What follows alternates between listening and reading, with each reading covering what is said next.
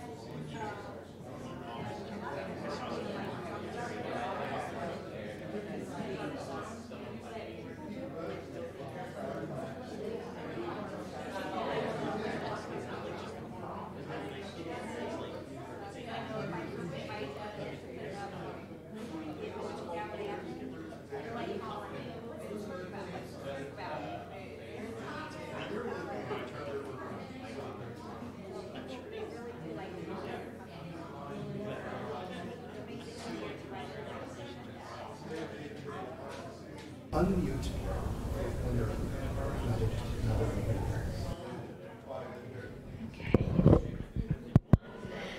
Good evening. My name is Deb Jenkins. I'm the gallery director here at Flow Valley. And tonight I'd like to welcome you to our Stamps of Hope exhibit and presentation. This is an exhibit that Rahab and I have worked on for over a year. It's traveled around the country and has finally ended up here. I'm going to let Rahab do most of the talking because she's going to tell you all the stories behind the works of art. So Rahab Sawa. Thank you, Deb. Good evening. Thank you for coming tonight. We do have a treat for you afterwards, so stick around. My name is Rahab Sawa. I'm a professor of physics here at St. Louis Community College at Florissant Valley, and I can see some of my students in the crowd, so thank you for coming and indulging me. This project actually came about, gosh, it's probably almost 2 years now. I know a lot of people say bad things about Facebook, right? That it takes people's times and they're always sitting in front of it for hours. I am thankful and grateful for Facebook. I don't know about the other experiences people are talking about. I use it to be connected with people whom otherwise I have no way to contact. And you know how Facebook gives you options for things to look at that you might be interested in? Well, one of the things that I saw 2 years ago, to this date almost, was an art exhibit in Washington, D.C. that was displaying Syrian refugees' artwork. And I thought, I want that to come to my campus. And so I immediately started to figure out, you know, where is the media that's covering this event? And I then listened to the name of the artist who was being interviewed and went to Facebook, tried different spelling names to figure out if, you know, that's the one that will be the one that will nail the artist. And finally, I got a hold of him. And I said, I would very much love to have your artwork come to our campus and display it here. And so I contacted our Dean of Humanities, and she put me in touch with Deb Jenkins, who did the introduction, thankfully, because Deb was very instrumental in this project. Actually, I would say it's mostly the work she's done on the ground that's made it possible. I brought the idea, I'm the contact person, I did translations, I found places, you know, to send the artwork out to, manage some of the Facebook page, but Deb did everything else. Deb arranged the gallery, Deb figured out how to basically ship things out because we have to put them in containers that would go from place to place without damaging the artwork. So I'm very grateful for someone like that. She's definitely an immense, I would say, colleague and co-curator on this project. So what you see up here is that picture on the left-hand side has been the signature of this art exhibit as it's gone from place to place, and the literature that goes with it was displaying this actually sketch. This is a pencil sketch, so it's not actually a painting, and it is in our art exhibit. We will walk through the exhibit at the end of this presentation. So I always love an interdisciplinary approach to learning. So let's do a little bit of geography. So Syria is the country that these artists are from. Syria sits in the most western, southwestern part of the continent Asia. So when people ask me where I'm from, I say I'm Asian. They look at me funny twice, right? And I say, I really am. I'm from Southwest Asia, the most southwest corner of the continent Asia. So Syria is actually right on the Mediterranean Sea. It's bordered by Turkey in the north, by Iraq in the east, by Jordan in the south, and in the southwest are Lebanon and Israel/Palestine. So this is a country that's always been along crossroads of all kinds of trade routes, north, south, east, west. And historically, places like these are always, you know, there would be times of stability and other times when people want to get their hands on that place because it's strategic. And of course, it's also rich with other national resources that would be important, obviously, for people who come from other places. But people ask me about the conflict in Syria, and I say what started out as a domestic dispute ended up being, in my view, not just a regional conflict, but also an international one. So what you would see to the east of Syria is the grand country of Iran, and I say grand because this country was once in one of the largest human civilizations and an empire that actually existed and ruled the region. So they had in their heyday times when they've ruled the entire region, in fact. And then we also have down in the south the Arabian Peninsula, and that includes Saudi Arabia and Qatar and, you know, many of these other ones in the Arabian Peninsula. And then in the north there's Turkey, which also once upon a time was ruled by the Ottomans, and they ruled the entire region as well. So you can begin to see that when there's unrest in one spot, these places will actually, it'll invoke the memory, the historic memory of, well, we had rule in this region, this is how we wanted it ruled. And these different countries have a different vision for what they believe should be right or wrong. And this is where they would play out the scene of their conflict is on Syrian ground. So very, very shortly into the Syrian conflict that started in exactly March 2011, just a few months later, we begin to see regional players act out on the ground in Syria. And eventually it became international because it's also, you know, Russia against the U.S. playing out their also conflict on the ground in Syria. So from my perspective as a Syrian, as a native Syrian, it's almost like a world conflict between great powers that's acted out on the Syrian stage, if you may. So this is just a little bit of historic background about the conflict. Now, if you look at the map, people have several routes to be able to flee their home country. They can either go north to Turkey, and there are about between 1.5 million to 2 million Syrian refugees in Turkey. I have many friends and relatives, actually, who have gone to Turkey and are refugees in that country. They're also, they can go to Lebanon, and Lebanon is actually flooded with Syrian refugees. It's a tiny country, so it can only handle so much, but there are over 1 million Syrian refugees in Lebanon, and the original population of Lebanon is about 3 million, so imagine adding another 1 million to that economy. And then they also can go south to Jordan, and Jordan also is not a big country, so they've also absorbed about 1.5 million Syrian refugees. And that's definitely, you know, been a lot of hardship for the country, especially that it's in the aftermath of the Iraq War that also poured a lot of Iraqi refugees into Jordan. And then the last place that people go to, and it's not via direct route, but they actually would go through Jordan to finally make it to Egypt. And Egypt has housed a lot of Syrian refugees as well, and still does to this day. So Syrian refugees have gone directly to these places, and from there, they've dispersed throughout the world. There's probably only Antarctica at this point that doesn't have Syrian refugees. They're everywhere else, and they definitely take their culture with them and influence the local culture. One of my friends and colleagues from boot camp is with us tonight, and she hosted actually a dinner for Syrian refugee families who were actually doing cooking demonstrations in her house. And that's actually how we connected for this presentation. So they're definitely here in the St. Louis area. The International Institute is one of the organizations around the country that the U.S. government uses to settle refugees, and obviously we go back with settling refugees to the early days, right, of the establishment of this country. I can't think of, maybe very few of us in this room would not have come from somewhere else around the world and not really native to this continent.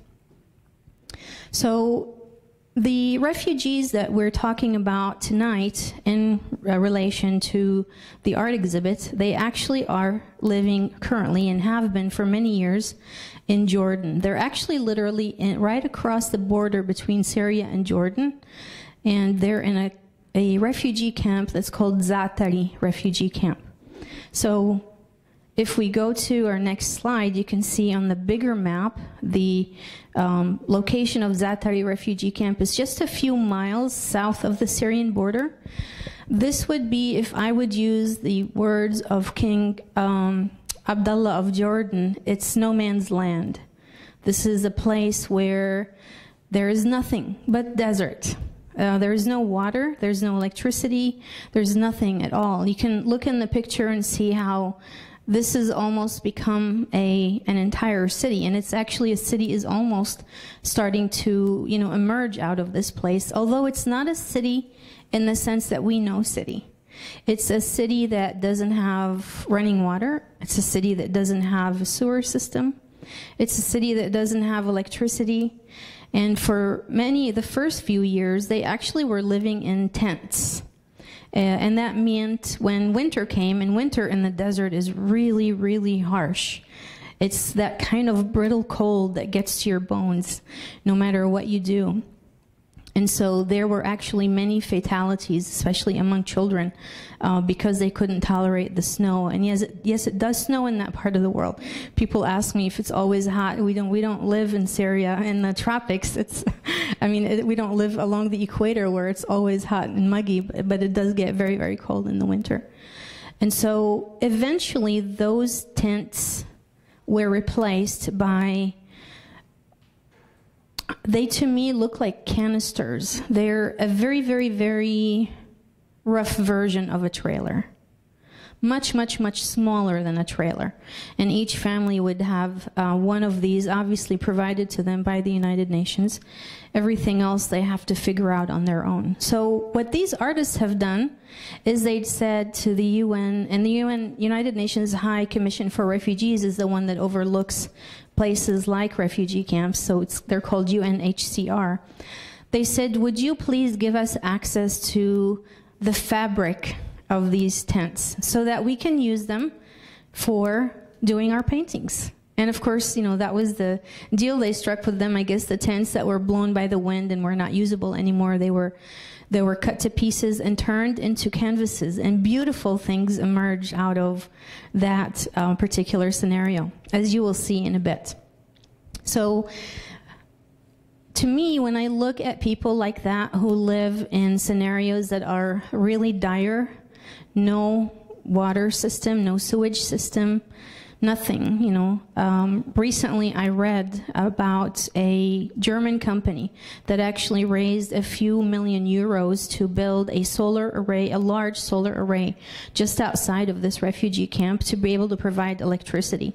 So now just recently, they actually are starting to have certain hours of electricity. It's not all the time. It's hard even to envision what it means like that at some point you won't have electricity.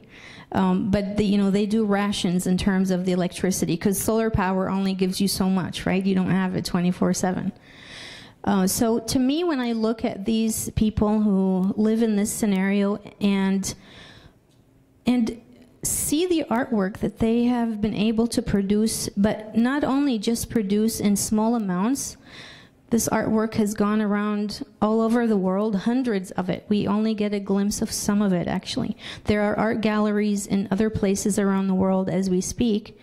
To me, it speaks to the triumph of the human spirit. And I do get emotional when I talk about that, so I want you to know I'm okay. You don't have to worry about me.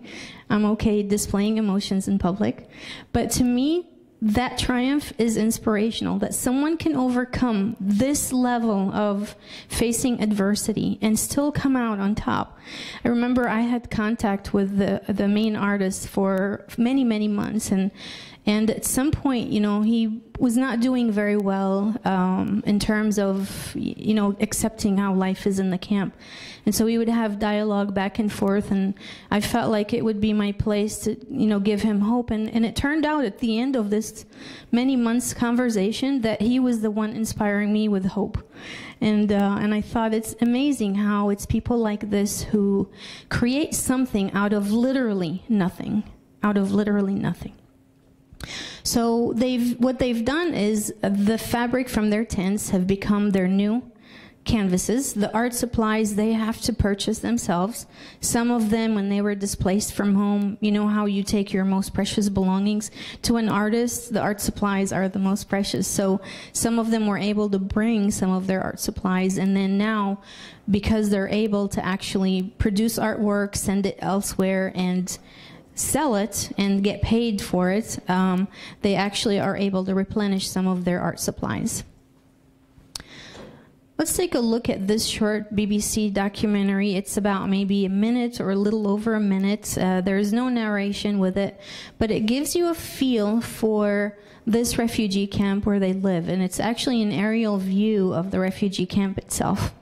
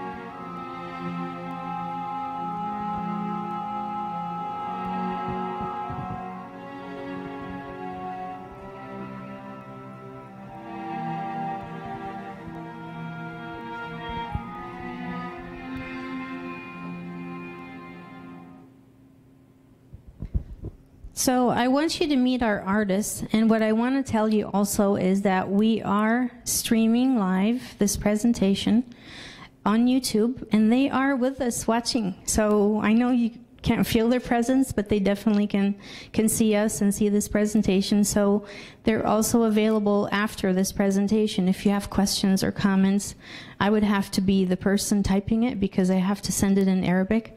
And so we were thinking about possibly having the chat open, but sending an English text is not easy for them to be able to understand. So I've been the connection between them doing translations and such. So let's meet our artists. This collage I put together that shows some of their artwork, but also our artists, and I'm going to actually walk through each one and introduce them so that you get to meet them. And you know that in spirit, they're really with us right now. So this is Tamer Hadar, and if you can picture what you're looking at as one of these tiny trailers, I'm going to call it a mini trailer because that's really what they are at best. This is a wall painting that he created with another artist, and he's standing in front of it. But as you can see that this is the beginning of a project that these artists started a while back, and their idea was that they were going to turn this refugee camp into something that looks very different. You saw in the video that there are 30,000 such units. That's very hopeful, right? They want to actually turn this whole place into an entire giant art gallery, and they're working at it every day. Now, it's not really just about turning the place from this dismal-looking location that just has, the color of the sand into this beautiful, colorful place that they can gaze out into and see some of their dreams and hopes reflected back to them in these images that they paint. It's actually a project that's more grand than that. It's a project that involves others who may not necessarily be artists so that they can discover the artists within. And of course, the most important of such individuals are the children. The children are the ones we probably worry about the most when we have such circumstances that people have to live in. If there isn't electricity and water and sewage system, education is definitely the last on the list. But these artists decided that they wanted a brighter future for their children. So they've come together to create workshops that actually introduce the children to art, allow the children to learn and get in touch with the artists within so that that part of them can be what projects hope into the future. And some of the artwork that's come out of these children is just fabulous. It's mind-boggling to me to look at some of the artwork and think an 8-year-old did this. So here's another one of our artists. There are 6 of them total who are in our current group that we are displaying their artwork in the gallery. And this one is Imad El-Kafri. He's actually on the left as he hands over one of his paintings to a Syrian doctor who purchased it from him in Jordan. This gallery took place in, this exhibit took place in Jordan, and that Syrian doctor was visiting there at the time and purchased one of the paintings. And then next in line is the middle gentleman, and this is Mohammed Hadar, and the other 2 are the ones I just introduced earlier. And so you can see in the background the gallery exhibit that's actually happening. There are many that actually happen in Jordan, for obvious reasons, because that's exactly where they are. But I know that their art has made it to other locations in the U.S., and also around the world, into other Arab countries and also into Europe as well. This artist is Leah Saleh, and he loves calligraphy. You can see some of his calligraphy work in this display, but also behind me as well, and then more inside our exhibit when we walk through it later on. And this is Yusuf Shuli. I'm guessing he's a really shy person. I couldn't find many photos of him. So this was the best one I was able to find on his Facebook page. But he's definitely not shy with his colors, and he definitely paints very vivid and provocative images that really provoke a lot of feelings and sensations when you look at them. And one of them is actually still on the easel. I was wondering if he wasn't quite finished maybe with this project, but took a picture of it. So you get to see kind of the artwork in progress rather than just the finished project. And then there's our sixth artist is Muhammad Ammari, and he's the one facing the camera.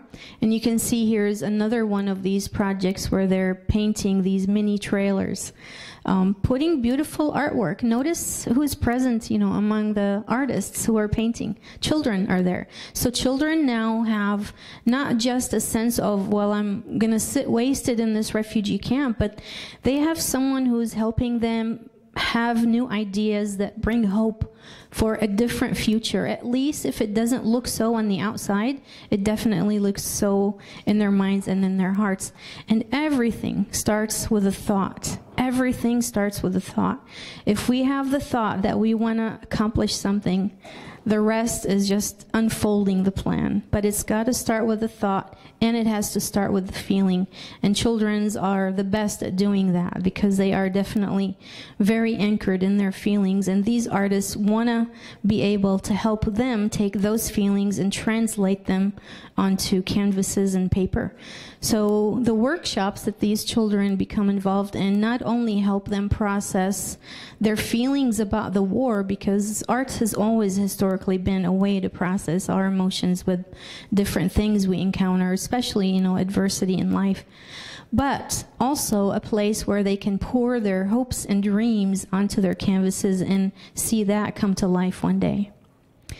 So this group of artists put together actually an official group. They call it Fariq Tawq al-Yasamin in Arabic, and they actually literally transliterated it, so they call it the Collar Jasmine. I know in English we say Jasmine Collar, but I wanted to be faithful to the way they called their group, so it's not a grammatical error, it's how they chose to actually name their group. And so this group puts together workshops for the children before every art exhibit that's going to take place. So the children know that, oh, there's going to be another art exhibit because a workshop is being put together. And they just happen almost every few months, sometimes month after month, depending on who wants an exhibit someplace.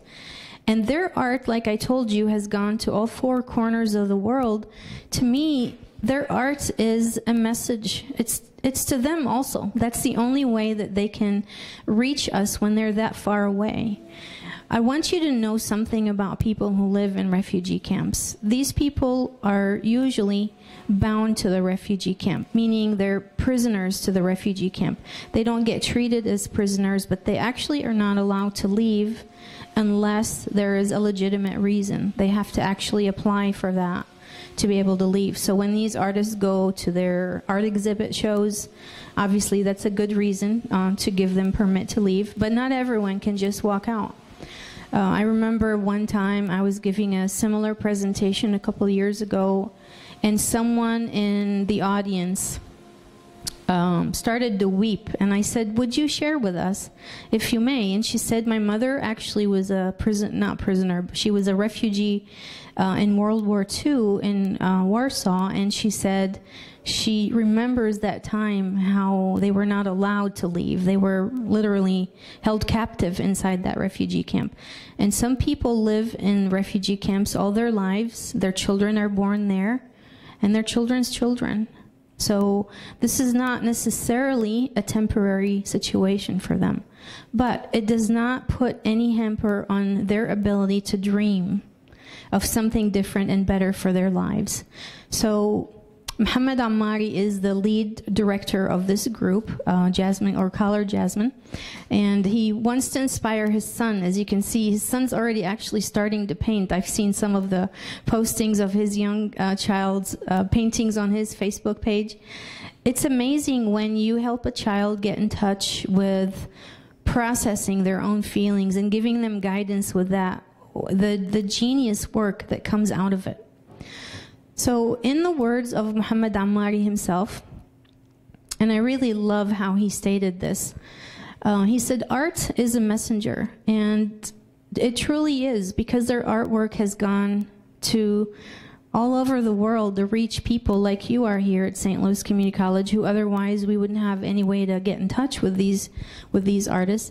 And it also helps build the human being. And to him, this is perhaps a cornerstone for Muhammad Ammari, is that art and focusing on art, not just as a message, but actually using it as a tool to help build the human being and to build the human spirit. And especially when someone lives in these kinds of conditions, it becomes even more important to find that little strand of hope that they could use actually to create mountains out of that. And I love how he also says that basically art is a foundation on which a better future can be envisioned, because it definitely takes a lot of vision on behalf of these artists to be able to imagine a different life, to be able to imagine something that will possibly come out of this that's even better. But to them, to feel connected with us, even though they're not here with us and physically, just to know that their art was the messenger that connected us with them, is a tremendous, almost giving them a hand that was full of hope, that there is something that will come out of this. I always believe in my heart that whatever adversity we face, it's because something beautiful is going to come out of it. It's almost like when the seed begins to sprout. The sprout has to push against the harsh shell of the seed, right? That's not easy for a sprout to push through. It's an enormous job for a sprout to do that, to push against that really, really hard shell. Yet, it's able to do that, and something beautiful grows out of it that we wouldn't otherwise imagine if we just looked at the seeds. And to me, that's what these artists are doing, and that's what they're helping the children also do and accomplish. So here's the workshops that they actually put together for the children. It looks like a lot of fun. I've actually seen even video footage of it, and the video footage tells me that the children are just having a blast because they get to play, but at the end of the day, they also get to see something beautiful come out of that will go to some art gallery someplace and will be on display. Here's some of the work done by some of those young children. It's just amazing when you look at it and you think, that's a young child. I can't do this, but you know, I'm a physicist, I'm not an artist. We have other artists who know how to bring out these talents in them. Although I do believe everyone has an artist within, I guess I never tapped into my own artist necessarily. And here's one more that actually has in it written the word hope in Arabic and English. So notice how the artwork to that child is a symbol of hope. It's their passport to go someplace else, even if it's only here. But it's got to start in that location before they end up somewhere else. So some of the other projects that they're doing, they actually want to change people's lives with their colors. I love this picture when I saw it because it was just so symbolic that, you know, they're going to move forward. Their feet are going to move them forward into another future using colors, and they're going to change lives using these colors, and change is what's on the scene, because they've started this massive project to totally revamp the way this camp looks. Yes, 30,000 units is a long way to go, but they're very persistent. It's become almost a classroom, if you may, for the children, because the children get excited. Oh, today we're going to go paint this, you know, mini trailer. And what they're painting are beautiful things. They're painting some of Syria's heritage. You know, these are some scenes from the city of Palmyra, which had, I would say, tragically, would use the past tense, had Roman ruins that stood for over 2,000 years that ISIS obliterated and destroyed down to rubble, which really pains my heart to know that. This was one of my favorite places in Syria. And they insist on painting the scenery from their country. If they can't go back to their country, at least they'll bring it where they are. Their imagination will bring it, and their hand will paint it. And their children will get to see these places, even if they're in their mind's eye only. So we can see now other paintings that they're doing. You can see the roof on this particular area where they're painting the wall of this mini trailer. Here's another one by Mohamed Ammari painting on it. And then so you get to see these projects that they're working on, and they're expanding it. And it's not just them. It's not just them. There are more artists joining every day. There are now women artists who are actually among them, and obviously children, as I've said. So imagine when you expose a child to something like this when they're young, how you build that child from within. You change their life trajectory. You influence it in a way that otherwise it would have turned out very, very different. Here are some of our artists actually working on these paintings, so you get to see the project as it's happening and as it's going along, and then the final touches, as they put the final touches on them. I would love to have, wall paintings like this in my house or on the outside of my house. So to me, they're changing the camp into the largest, possibly one day, outdoors art exhibit. I know it'll, of course, be influenced by the elements, because the desert definitely is not going to be easy on this artwork.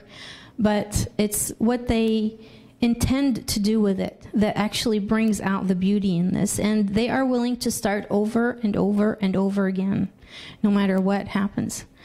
When we go through the art gallery later on, you're going to notice that the canvases that are made of the tent fabric, some of it, if you turn it and look on the back of it, it still says UNHCR. So you can see that this is actually the tents that they were living in once upon a time.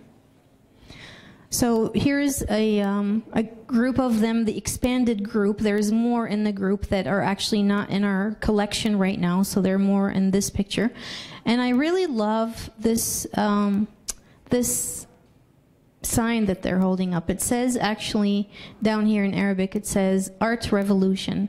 And they put the word Art Revolution and squeezed it into one word to create with it an artolution. And it's definitely an art revolution that they're creating. I see them show up in many places on Facebook in different cities around the world. And that is definitely a revolution that they've started, because people are noticing this group, and we want things that inspire us in life, don't we? We all might need that, right? It's interesting that we turn to people like this to inspire us, even though they're the ones who live in conditions we can't even imagine. So I'm gonna let you hear some of these artists' views. Obviously, they're speaking in Arabic, but there's translation, so you can follow along. But you also get a feel for them as you watch them live as in video on the screen. So they can't speak to us right now, but you can at least hear them and listen to them and hear their hopes and dreams in their words as they show up in these couple of videos I'll show you next.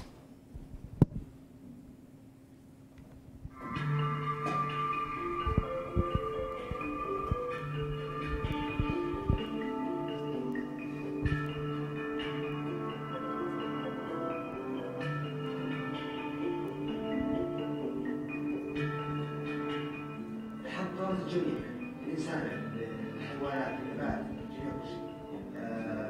الكتاب والألم موجود له.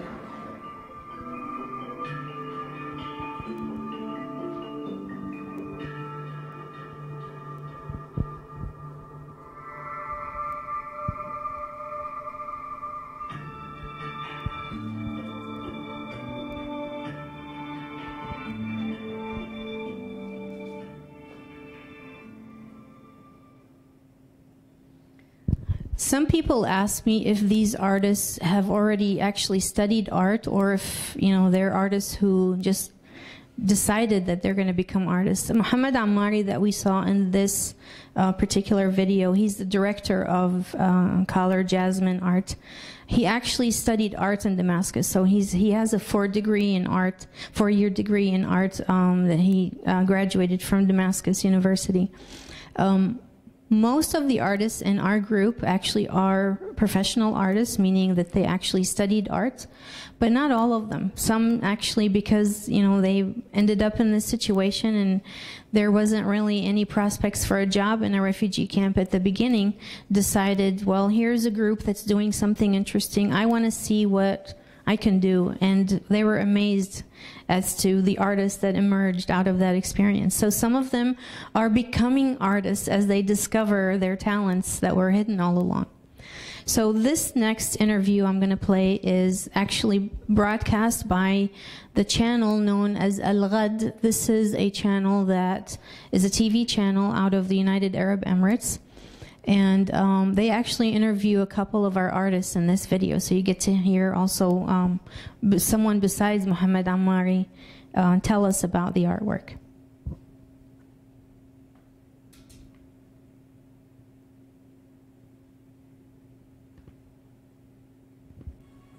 مشاهدينا الكرام، بالتاكيد هي اقتراحاتكم واستفساراتكم حول او خلال هاشتاج اليوم الجديد. وطبعا نبدا الساعه الثانيه عن اللاجئين السوريين داخل مخيمات اللجوء لم يكتفوا بذكر الوطن والتهني به، وعندما ارادوا ان يجسدوا للوطن من خلال اللوحات التشكيليه والمجسمات والمنحوتات في سوريا قبل وبعد اللجوء. نتابع تفاصيل هذه اللوحات من خلال التقرير التالي. يوثقون بطريقتهم، يرسمون بألوانهم تاريخ بلادهم، فالوطن لا ينسى ولا يندسى. يوثقون لسوريا بأحيائها وآثارها ومدنها. أبدع فنانون النحت والفنانون التشكيليون السوريون بأرشفتها والتوثيق لها. نستذكر ونمثل بأعمالنا الفنية نطاق ما قبل الحرب، كيف كانت سوريا بجمالها ومناطق فيها، كيف بعدين صار هون اثناء الحرب من تدمير الاثار، تدمير المواقع، تدمير حتى البنيه التحتيه وتدمير الانسان حتى بذات الامر. هم جزء من ذاك الوطن، هم ابناء الشام القديمه ومدنها الكبيره، هم ابناء حلب واللاذقيه، بمنحوتاتهم ورسوماتهم في مخيمهم هذا، حيث المهجر والمعاناه طوعت ايديهم بادوات بسيطه جزءا من محتويات بلادهم. غايتهم في ذلك تشكيل ذاكرة أبنائهم الذين ولدوا أو حتى كبروا ونضجوا خارج الوطن. بدينا نشتغل على اللوحات اللي شفتوهم، نثبت للعالم أن هناك ثقافة شعب يجب أن نظهرها ونزرع الأمل في قلوب الناس والأطفال باللوحات لنبني وطن يليق بالجميع. في الزعاتري حيث المعاناة يكون دائما الإبداع، والظروف القاسية غالبا ما أنتجت العلماء وأنتجت المؤثرين في هذه الدنيا، وما أبناء الشام اليوم من خلال هذه المنتوجات إلا محاولين مناجاة الوطن ولو عن بعد بأبسط الأدوات. رسالتهم لا تحتاج إلى مترجمين، فلغة الفن والنحت تحديدا مترجمة ذاتها بذاتها. لو لم تكن سوريا بقلوبهم لما فعلوا ذلك، هم أجادوا واجتهدوا، عبروا عن أنفسهم وذاتهم من خلال منحوتاتهم ورسوماتهم ليعبروا عن جزء من كيانهم وهو الوطن. من مخيم الزعاتري دعم الكردي، قناة الغد.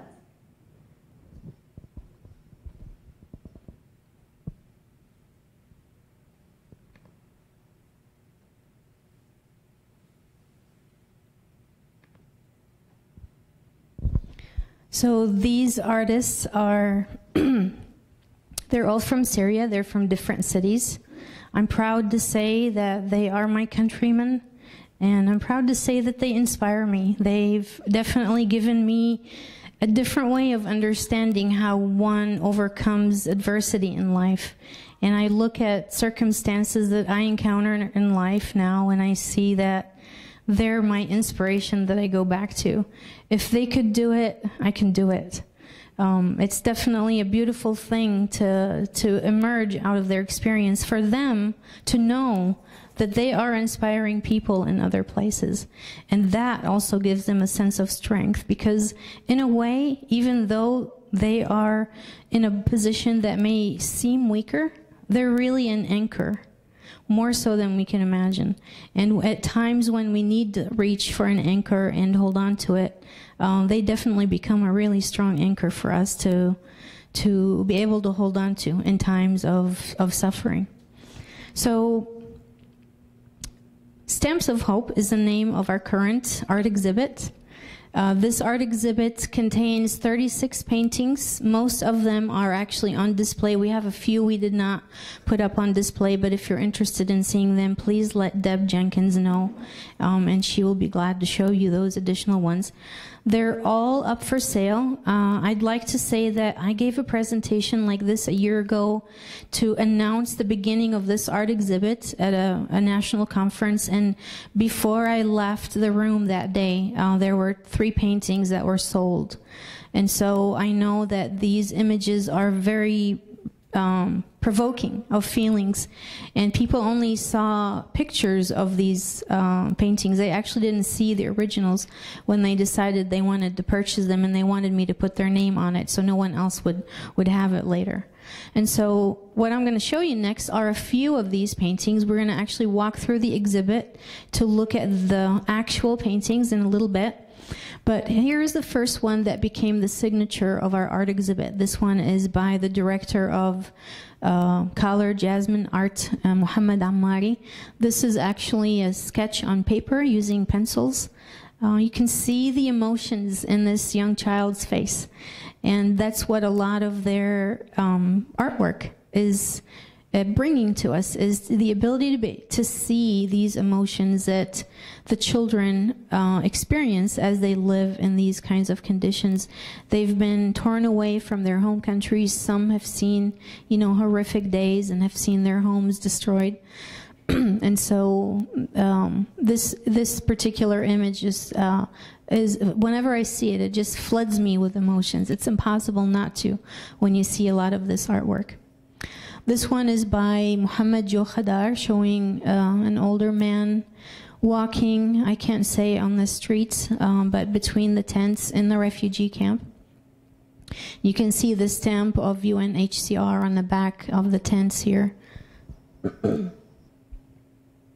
And this one is by Imad Al-Kafri. Like I said, these are all in our exhibits that you're going to see in a little bit. And then this one is by Leah Saleh, who loves to do calligraphy. And this one's actually right behind me, you can see.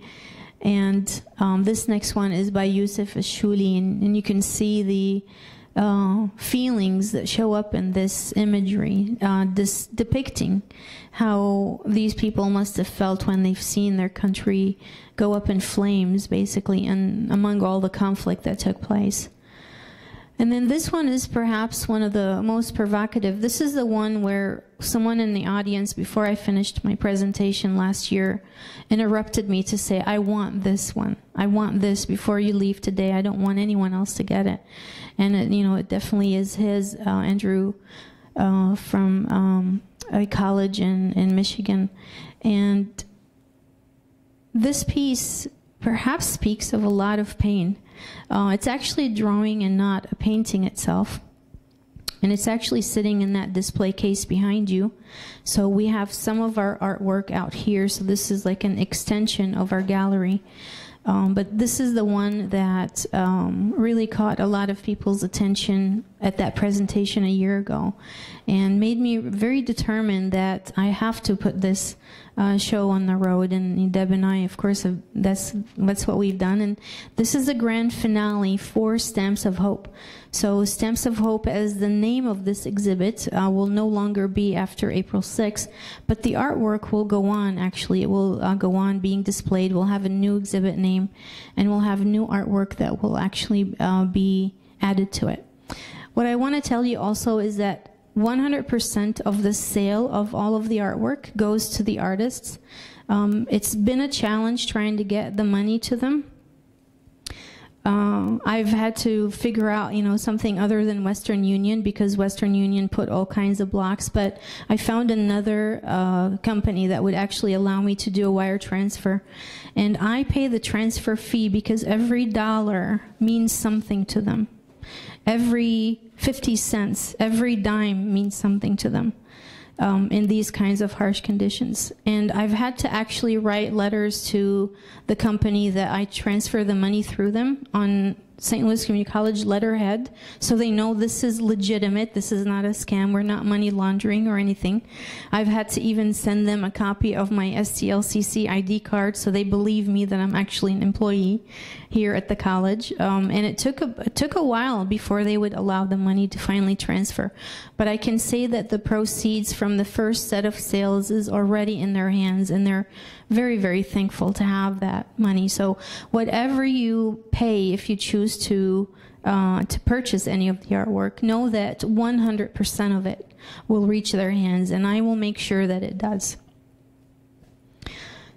So this particular art exhibit, now we have its grand finale, actually was launched in Amman, Jordan. So it made it across the world in about a year and a half, as it also toured different colleges around the country. And some of the places it's traveled to is Southeast Community College in Nebraska. It went to Michigan at Kalamazoo Community College, and it went to Roane State Community College in the infamous Oak Ridge campus in Tennessee. And so it's been around to several places, and it's finally come back to Florissant Valley. Like I said, it's not the end for this artwork. They will continue to travel. But here's some of the comments that people have related to us from some of these places that the art exhibit went to, where they say that they can feel the tension and the pain in the artwork. You definitely could see that in some of the paintings I've shown you images of. Some of them really liked how symbolic it is to use the tent fabric, that to them, that even made it more tangible. The pain is more tangible. When we've actually chosen to put the artwork on display, what you will find when you walk through there is not artwork that's actually mounted. If it's drawn and painted on fabric, it's actually hung as is, so you can see the tent material. You can get a feel for it. It adds to the dramatic effect of what this painting really means. So it won't all look very nice on the edges because it's torn up fabric, but you really understand how they had to resort to using this type of material in order to put together their artwork. And giving you a sneak preview of future exhibits that will come, I actually found a sponsor for this group of artists, and this is the Midwest Institute for International and Intercultural Education. They're a consortium, basically. We, as St. Louis Community College, are members of that consortium. They actually have experience with travel exhibits for years. They're going to take what remains of the artwork after we send out the ones that are sold to the people who have graciously left it with us all along, so that you get to see it. And I'm also getting new artwork from the artists. They just texted me these about 12 hours ago or less, I would say, because I told them I need a few more of the ones that we're going to receive in the future so that people get to see what else is coming. And they told me that at this point we have an additional 30 to 40 new pieces that will be added on. We're going to create a different name for this art exhibit as the Midwest Institute takes it over, and I'll remain as the contact person with MIIE, or the Midwest Institute, and with the artist, because I'm the middle person, as you may say, the middle woman, not the middle man. So you can see that we will also have art by young children in our next exhibit. Here is one such example. This is a 10-year-old, Taj Jo Hadar, describing what I guess rainbow, which represents hope, is like for her. And then we also have some female artists in our next exhibit who we'll be including, who are from the refugee camp as well. So that's Hannah and Jihan in these two paintings. And then we will also have some from our artists who are the professional artists that will add on to this collection in the coming year. So this would be for academic year 2018-2019. As we look forward, we look to the next exhibits and sharing their artwork with more colleges around the country. I want to take a moment and thank my colleague and co-curator, Deb Jenkins. She's actually bringing our treats in as we speak so that you can enjoy a dinner meal. Deb has been the most instrumental in this project, and I'm just so grateful that God put us on the same path. I remember going to our dear Dean Janice Nesser-Chu, our Dean of Humanity, and saying, I have this artwork, I don't know what to do with it, I don't know how to deal with art. I don't even know what you measure. Do you measure the entire canvas or just the space? I don't know how you do this stuff. She said, go talk to Deb, and Deb will know how to do. And it was Deb's vision to make it a traveling art exhibit so that more and more people will see that. And also, as we walk through the art gallery, what you're going to see when you first go into the gallery is a wall. And this is Deb's idea, which, you know, she's so dear to my heart. She said these people have to meet a lot of struggles and obstacles in their everyday life, and so the wall symbolizes the struggle. So in order for you to get to what you want to see, you have to go around that obstacle in order to be able to reach it. And so that's yet another piece that Deb's contribution, and I'm so grateful for having you as a colleague, but also as someone we've worked together on this project for a whole year. So please join me with a round of applause to give thanks to Deb.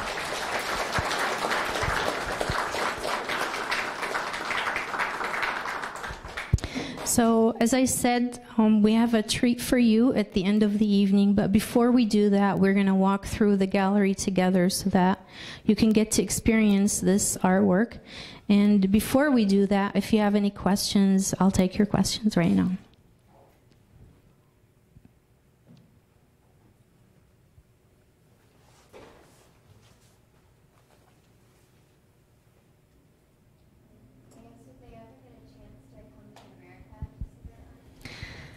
That would be lovely, wouldn't it? So the question is, will they ever get a chance to come to America to see their art here on display? I would think that's very, I'm not going to say anything. I will just say I hope so. When we put a thought out there, it manifests in different ways, and I'll say I hope that they do one day. I think when their message grows to become even louder than what it is, at some point they're really ambassadors of humanity.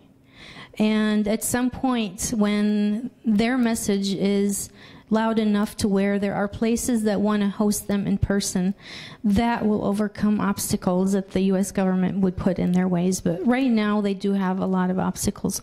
I envision a day, using the words of Muhammad Ammari, I envision a day when they will show up.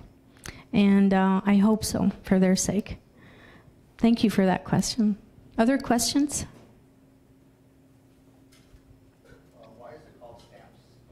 That was their name that they gave to the exhibit, because a stamp is something you put on a letter so it can travel and go to another place, but it's carrying with it hope, and it's their hopes that it's carrying with it. So it's very symbolic, even the name. And to see how they come up with this beautiful way of putting a message in their work, and also in the way that they want this work to be received by others, is very moving. Every piece of it has their heart poured into it.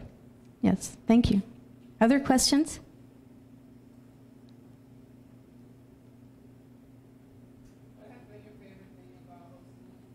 Can you speak up a little more? What's been your favorite thing about hosting the exhibit? My favorite thing, that's a new question. I haven't been asked. To me, it's having these artists trust me to bring their message. It's been a privilege for me. And I know they're always thanking me for this, but I'm the one who's very thankful to them, because to put that much trust in someone and to send their work knowing if I'm going to really show up on the page or not is, to me, the greatest gift of all. And they've followed through, and I've definitely followed through, and I will continue to do that as long as these exhibits continue to happen. Thank you for that question. Do you know how long they've been in the refugee camp? Some of them have been there since 2013, and I think maybe some earlier before it was even called a camp, where they just, this was a place where they would bring people to establish something for them. So it wasn't quite even called a refugee camp at that point. A long time.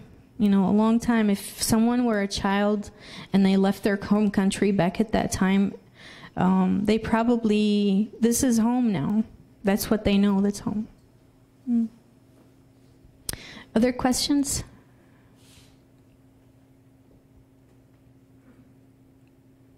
it difficult for them to get their art supplies like paint when people are struggling to get water? It is a challenge, and that's why I say every dollar counts for them. Being able to sell their artwork eventually in different galleries has been tremendously helpful. Obviously, food is more important, but this is food for the soul. And it's perhaps just as important, if not at times even more important, than actual food in the belly. This is food for the soul, not just for the adults, but especially for the children. And it's important for the children to be able to paint a future that's different, rather than say, well, you need to eat bread tonight. It's probably more important to a child to be able to envision something more beautiful that they can create. And it starts inside of them, inside of their imagination.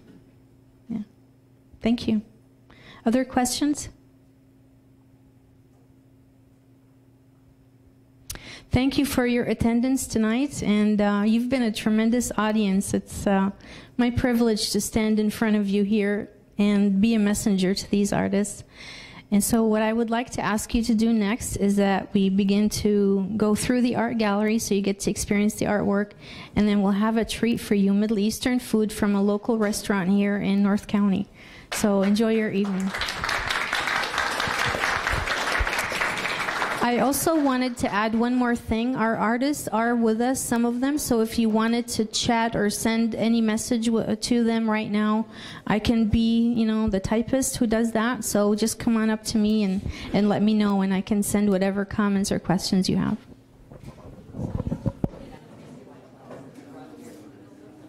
Web Design 1 and 2, this is a quick announcement for you guys. I know I said you have a project due, no exceptions. I'm making an exception. I think this is such an important and once-in-a-lifetime opportunity. I'm pushing the due date back till the end of class on Tuesday. I will go unlock the room if you want to keep working, but nothing's due. So you can hang out, enjoy some food, take in the artwork in person if you'd like. And you don't have to worry about the project. Thank you. Thank you, Nika.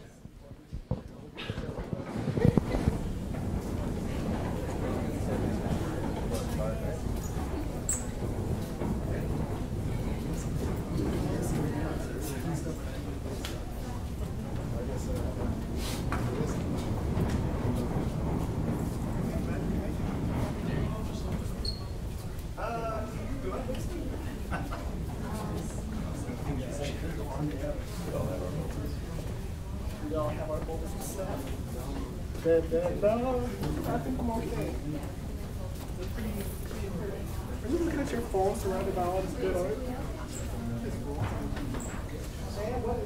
I'll be back there.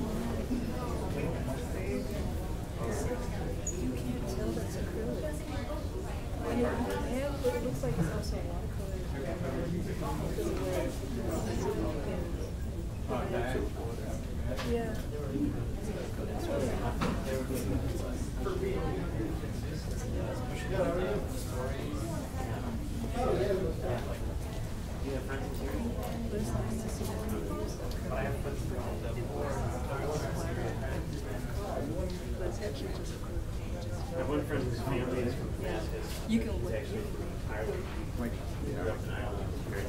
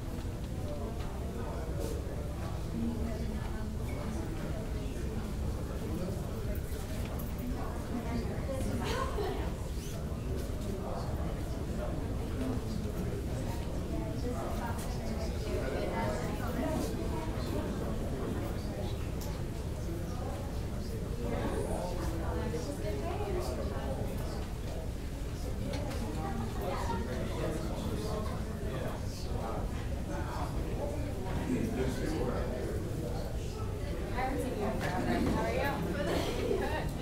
Where's the hair? It'd have to be a beautiful blonde hair. I shaved it off because I was sick of it.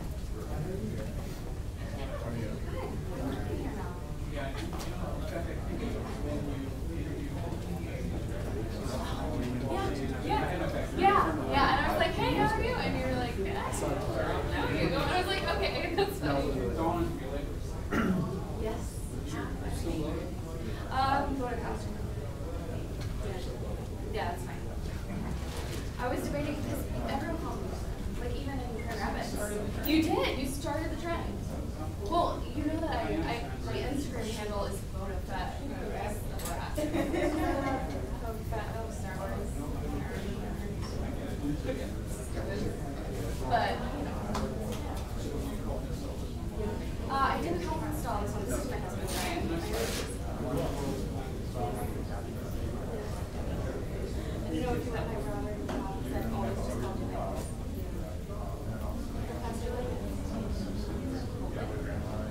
Well, I remember there was a line group.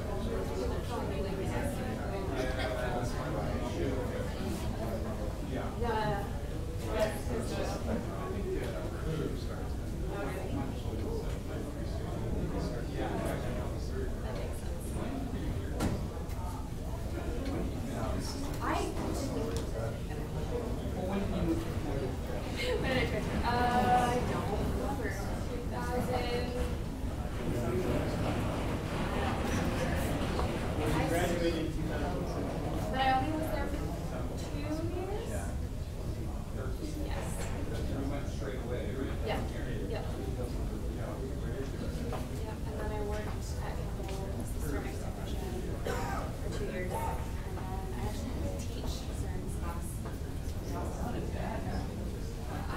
I don't know.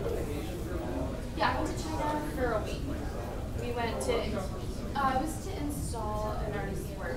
Luis Schleicher, his name. He's from Germany. He's amazing. Yeah, he had a whole bunch of us students, and then we didn't see his work. We went there and we asked him to work. We do in my basement. It's kind of a hot mess right now because we did just move there. So yeah, was it Australia? Oh yeah. Like yeah, installation, inverted sculptures, very different. I basically take trash and I sew it together and make stand for wire structures. Yeah, I just had a show in Traverse City last summer, but then we did the whole moving thing.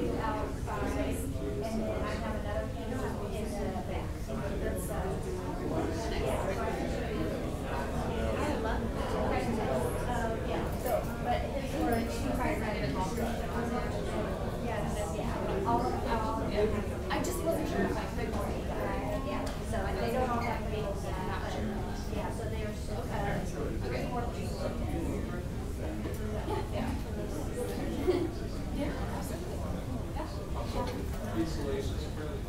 Yeah, actually, I had a show after I graduated. I won the YCA Fresh Award, which the YCA is the Urban Contemporary Museum in Grand Rapids, and I got to have my own solo show. Yeah, and I did like a house like 15 feet by 20 by something. I made like a giant canvas, so I could explore my structure and know what over paper. They were lit from the inside. Yeah, it was overwhelming. I actually you could use my tissues over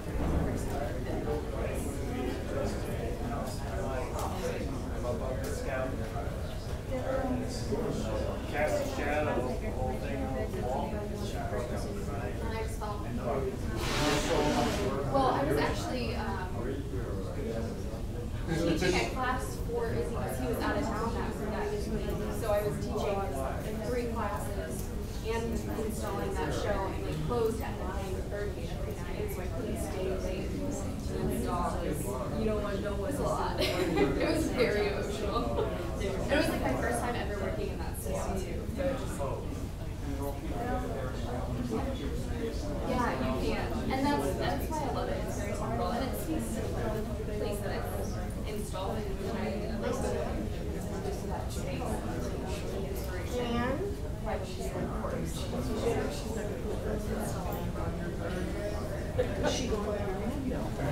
I said, Danielle, it deteriorated as my parents started. she's sick. Because they're she'll have a chance. No, it's fine. Well, I it was in there forever. For like 5-6 years. Yes. Yeah, they put it down. She's like, no, she's just actually I would teach the pieces that I have that are here when I was in private collection. I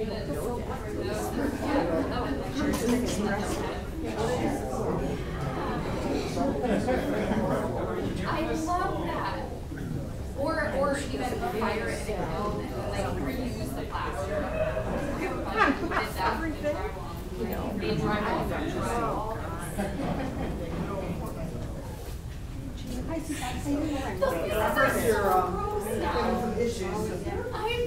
can't. Jesus Christ. This is wonderful. It is. No, Yeah, it is. Actually, It is. we just found out there's another room. Yeah, permanent collection. No, not in the entities. Yeah. Yeah. Yes. Yeah. Yeah. No. Yeah, they're fun. They're just. No, I just left them because I completely forgot.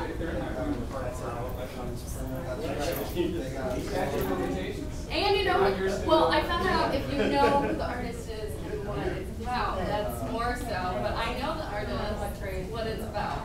I was never. No, I left it here. I'm pretty sure you messaged me. You're like, "Hey, are you gonna come pick these up?" I was like, "No." so what do you think?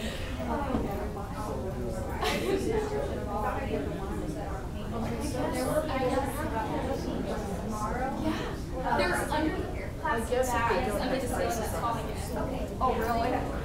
Alright, so I'm thinking this one, or that one, or the one that. Oh, yeah, no. Actually, I use that one. My favorite. I don't know. I think I'm leaning towards. No. It says in the collection. It's art. It's pre-sold. Squares, and then I made the cube structure that got it's sold. It's right. I was it was like this. Which one? That one. Yeah, of course.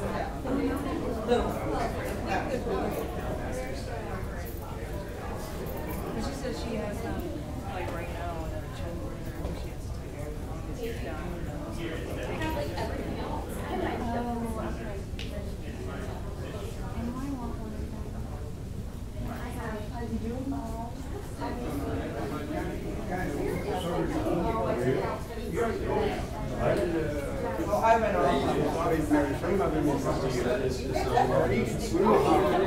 يدخلوا لمنطقة ثانية ونسلم ودخلناهم السجن كنا نحاكمهم. أمين هو غلطة بالعكس.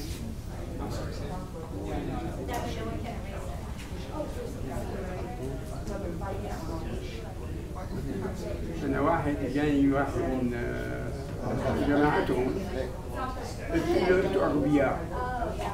أولاً الجمهورية ما تظهر يترفع لأنه لو كان مدني يسموه قائد أعلى قوة جو من الجيش الحكومي.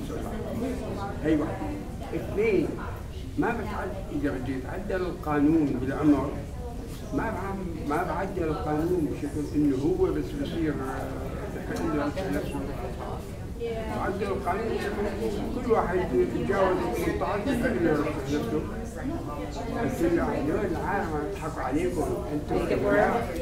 Well, the thanks actually goes to my husband on that one. Yes, I ran out of time to be able to do it, and so valiantly stepped in, and I will.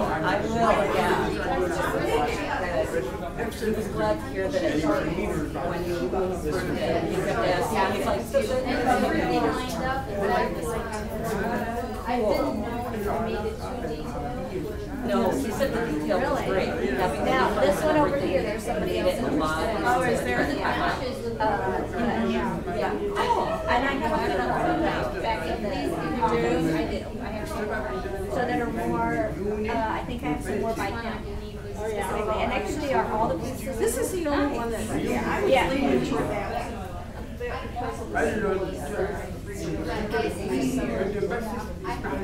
Most of the ones that I like. I really, I know he's got a couple of stuff, but I like that stuff. But I definitely want to get one of them. To be honest, Yeah. by the time I realized there was ever six pieces. I think there's maybe I'm Sorry. Okay, go put soul on it. I just realized that similar style. Yeah, you have the pen. I could just write soul on it. It won't take that long. well, I'd like to see what you have, and I just wait. Okay. Yeah, because I have to ask Lydia where she put it. Oh, yeah. So where are the other things you said? Oh, really?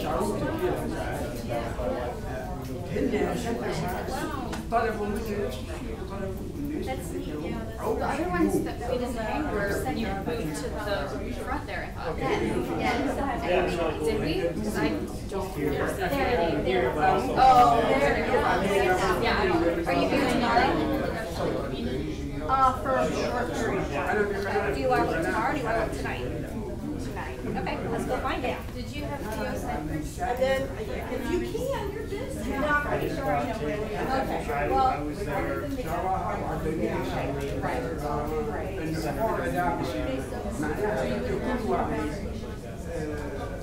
But he's the one who actually established the head for education.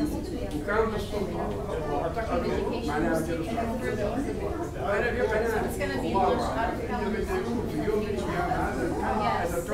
Oh, by the way. Okay. So that's where it's going to be launched from every time in future years from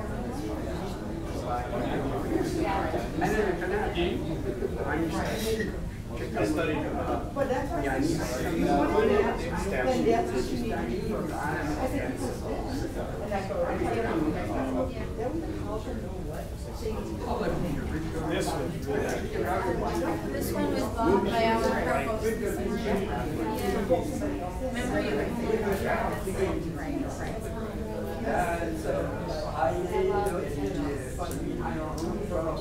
They were sending messages to thank everyone who's helped out with this effort. So thanks goes to you too. And Deb, I just got a thank you from the artists to everyone who's participated, but especially to you. They need you in person because I've been telling them that, you know, you're basically spearheading this year.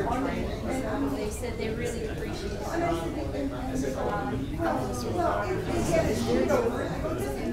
don't know if we're still streaming. I think we are. So we'll just say that because they're going to put the video later too.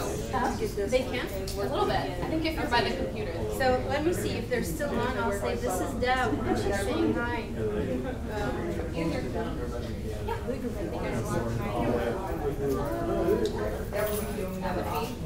problematic situation. Wait, don't go yet.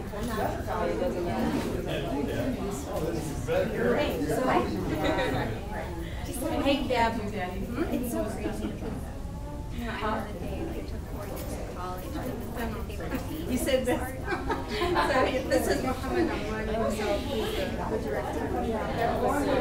This is horrible.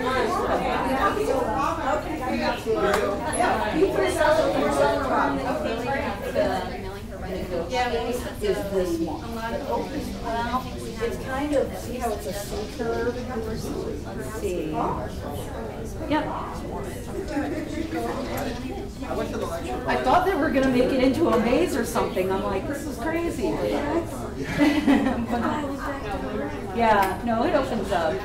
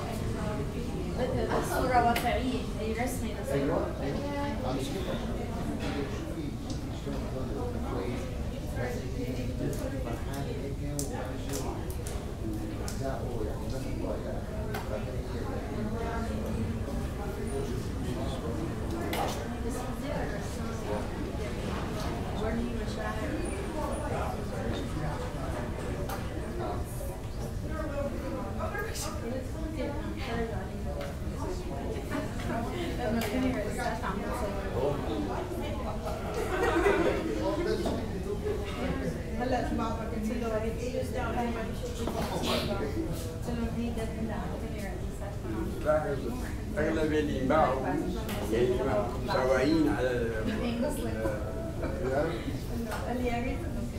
والأزواج الأخير تبع الخيام عملوا لنا الناس إنه أنتم معنا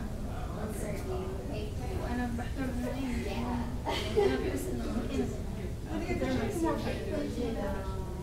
إعلامية عالمية. Yeah, we used to have no such movement.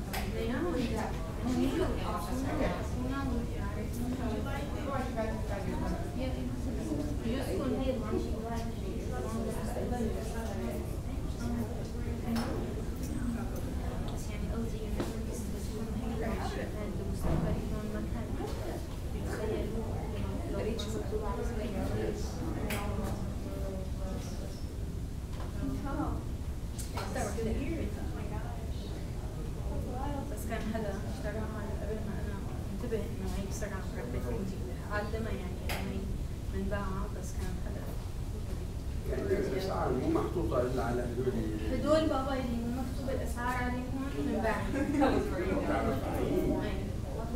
اللي عليهم اسعار لسه منباعها. هلا مثلا هي اليوم الصبح انباعها رئيس الجامعه فحطوا عليها اسعار. بس إذا ما عليها مثلا هي ما عليها سعر هي منباعها من زمان. هي منباعها من زمان مثلا.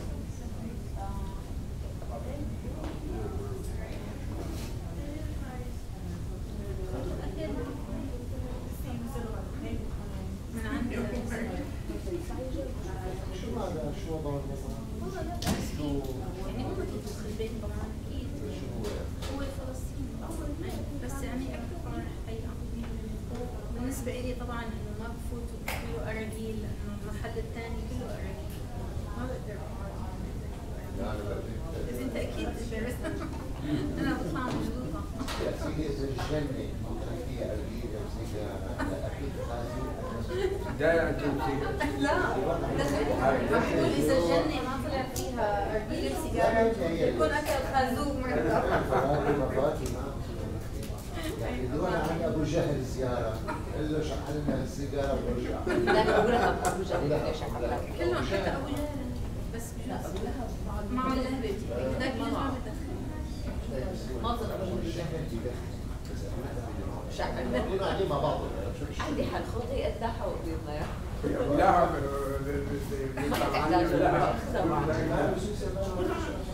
ضروري نروح لعند ابو لهب والله ما عم برتاح انا بصفن هيك بالجنه. طيب لكم بدنا ترجعون يمكن اول شغله لا ما في هون سجاير. لا ما في لا ايه بتقول لك ما في هون سجاير يعني هم بالجنه ما في هيك حيقول لانه اللي ما بدخنوا شو بيعملوا بحالهم حاسبين حسابهم جايين على الجنه. لكم ما ترجعون يعني غير اللي حاطط فيها بطاقه الا اذا كل واحد عايش ببابه بدخن لما بده او I'm sorry, I don't even know. I was going to ask you, so have you still been teaching abroad? Yeah, I've seen here. أنا بحب أدخن أجيب مطعم على رابي. Actually, this is classroom. Let me take another. Yeah, go ahead, Jeff. That's the classroom, so don't go. بس هيك ما تسويها إلا بهيك. And like, if you're not like attached to the standpoint, yeah. Oh my gosh. Yes. Doing a part of your soul in this expedition. It is like that. That's so. Oh well, you have to rise up to like.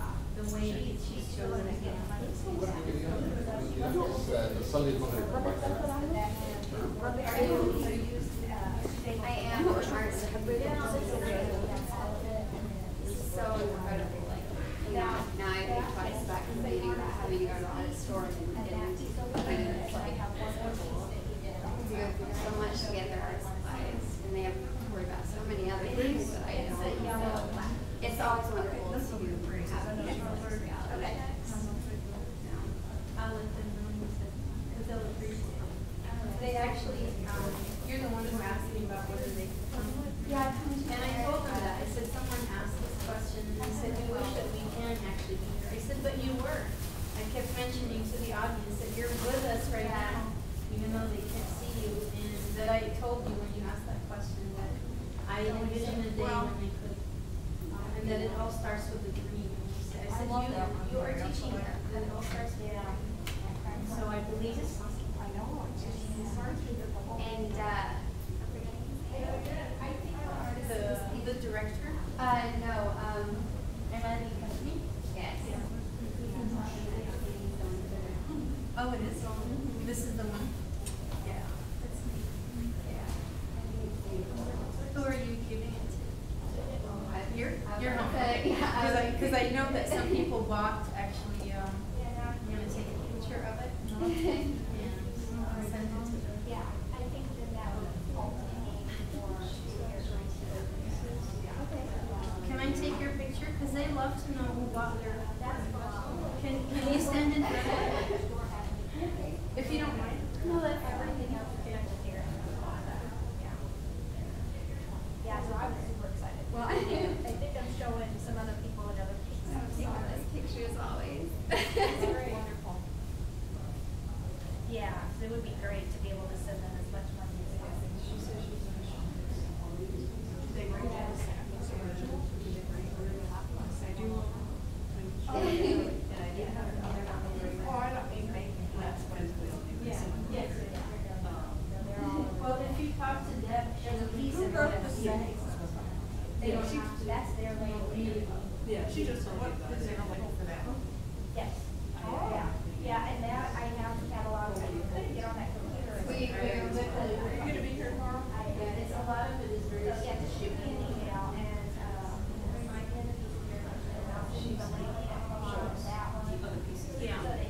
Yeah, there are a few others. There's one or two that have the same. Yes. You're about to battle over that one. Yeah. But I was like, you know what? I'll get this one. You get that one. Yeah, you're a battle. You're just like a wrestler. That's what I've liked over and over again.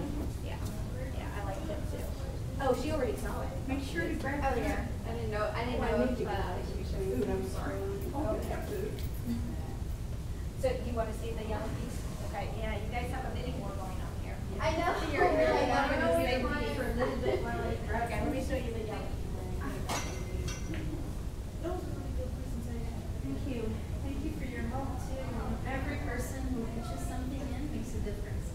I know it might seem like it's a little thing, but every little piece makes a huge difference. So I really appreciate you. I've learned that it's important to be to display. It's good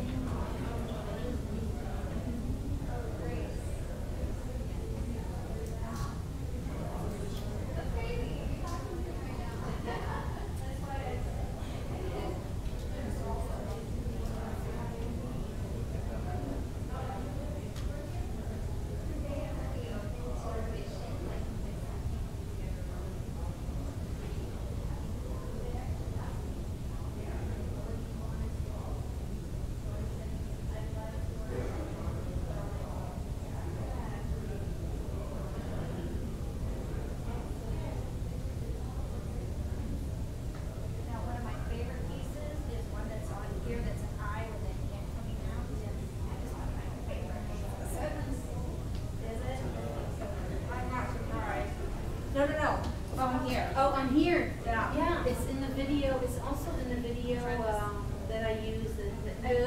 Yeah, it's the very last one before the reporter closes. That they show there. Yeah, I love that one. It's so expressive. It has a surreal aspect to it, which is sometimes really good.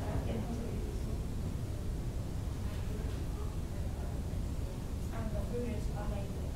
Yeah, I know.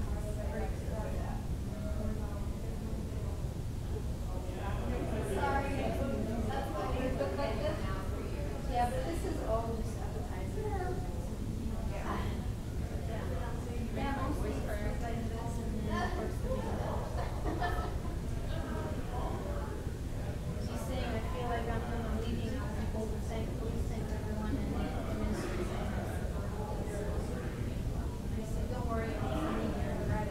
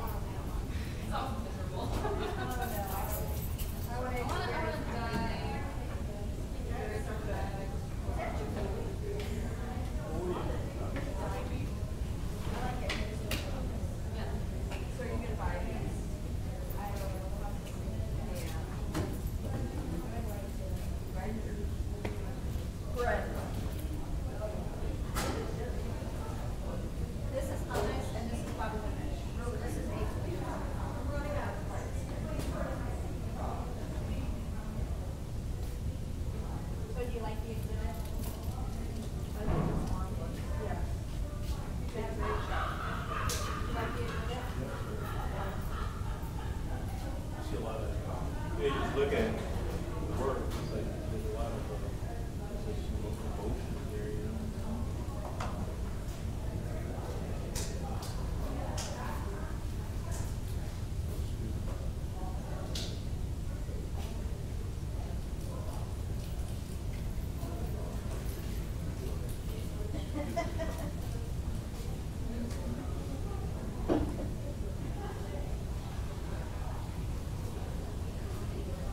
This is supposed to, what is it? Oh, okay. Is it?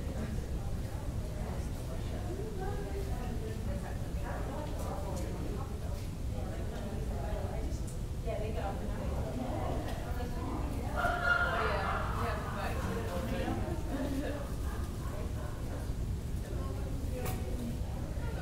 Hi. Yes. Do you have any questions about the work? No, I especially like Mohammed. I like the texture and the dimension. You can stay in there, I was just speaking. Oh, no, it's NC bastard.